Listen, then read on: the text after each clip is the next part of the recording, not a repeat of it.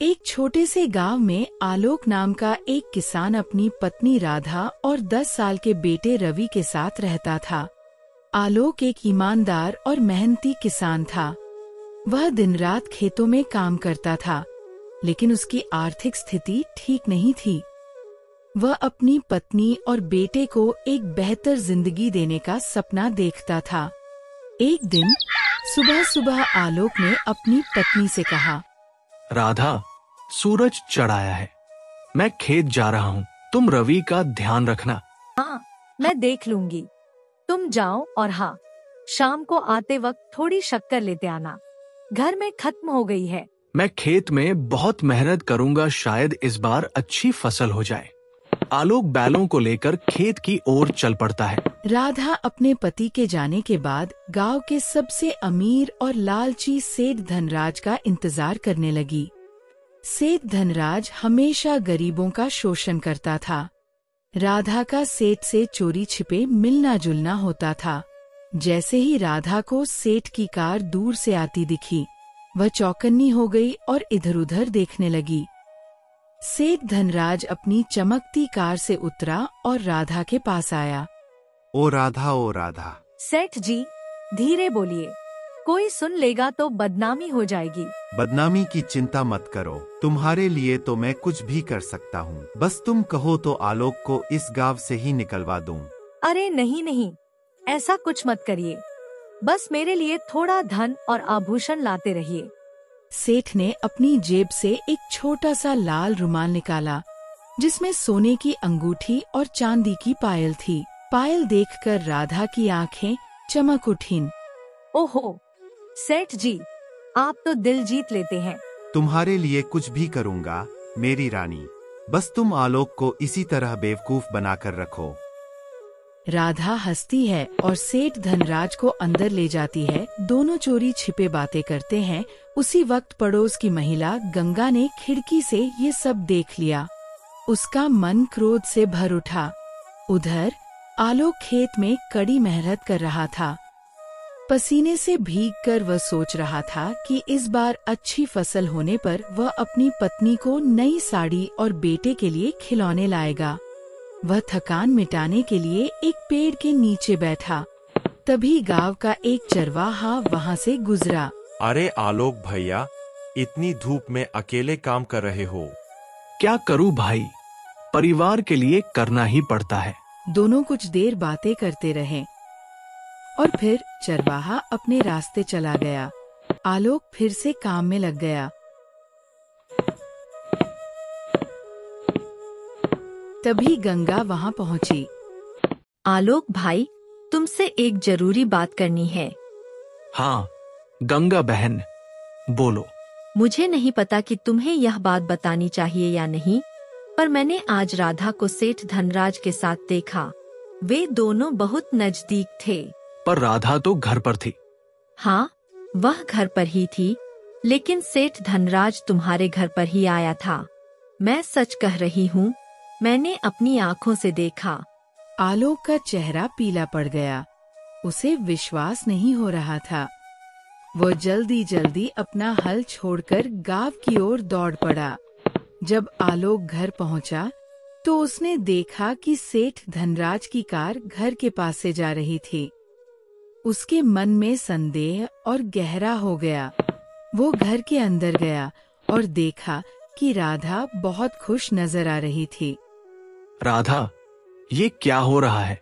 अरे, तुम इतनी जल्दी कैसे आ गए? आलोक का चेहरा लाल हो गया और उसकी आंखों में आंसू आ गए।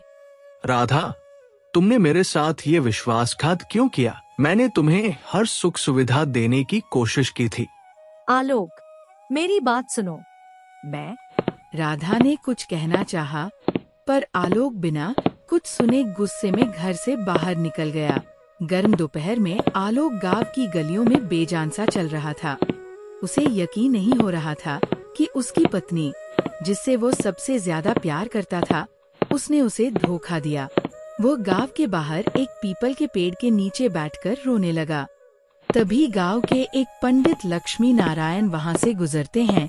पंडित जी आलोक को इस हालत में देख चौंक उठते हैं। अरे आलोक बेटा, क्या हुआ? तू इस हालत में क्यों बैठा है? पंडित जी, मेरी राधा, उसने मुझे धोखा दिया। बता बेटा, क्या बात हुई? पंडित जी, मेरी पत्नी का गांव के सेठ धनराज के साथ संबंध है। जब मैं खेत में मेहनत कर रहा था तब वो उसके साथ घर में थी। यह दुनिया बड़ी निर्दयी है, पर तुझे धैर्य रखना होगा। अपने बेटे रवि के लिए तुझे मजबूत बनना होगा। आलोक पंडित जी की बातों को ध्यान से सुनता है, पर उसका मन अब भी बेचैन था। वह उठ घर लौटने का फैसला करता है।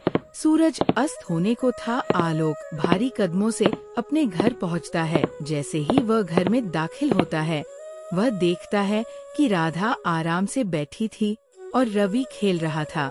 अरे आलोक, तुम कहाँ चले गए थे? तुम्हें देखकर लगता है कि तुम बहुत थक गए हो। हाँ राधा, बहुत थक गया हूँ, बस बहुत थक गया हूँ। आलोक की आवाज में एक अजीब सी निराशा थी। वह बिना कुछ कहे चला जाता है। राधा को उसका व्यवहार अजीब लगने लगता है।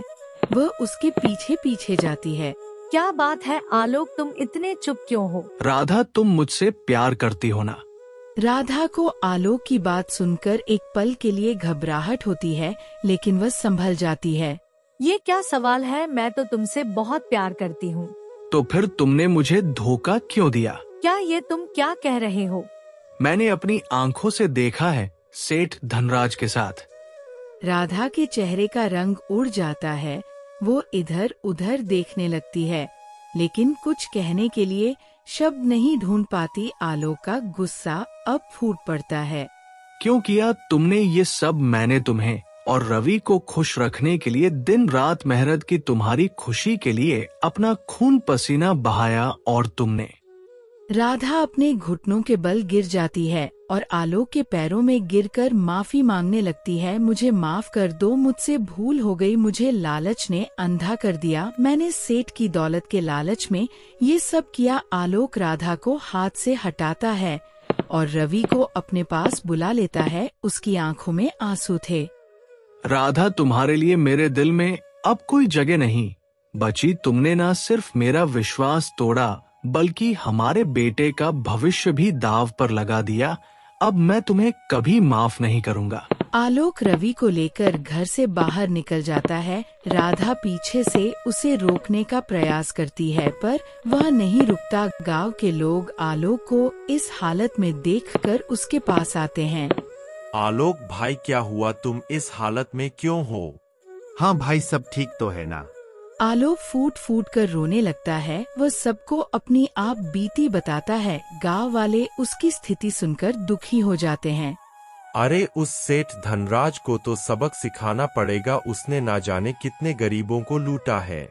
इतना कहकर वे सब वहां से चले जाते हैं। रात हो गई थी। आलोक अपने बेटे रवि के साथ हमेशा के लिए गांव छोड़कर चला जाता है। आलोक दूसरे गांव में जाकर अपने बेटे रवि के साथ खुशी से रहने लग जाता है। वही राधा रो रो कर बहुत पछताती है, मगर अब पछताने से क्या होगा जब चिड़िया चुग गई खेत। तो दोस्तों, कहानी कैसी लगी कमेंट बॉक्स में जरूर बताएं। धन्यवाद।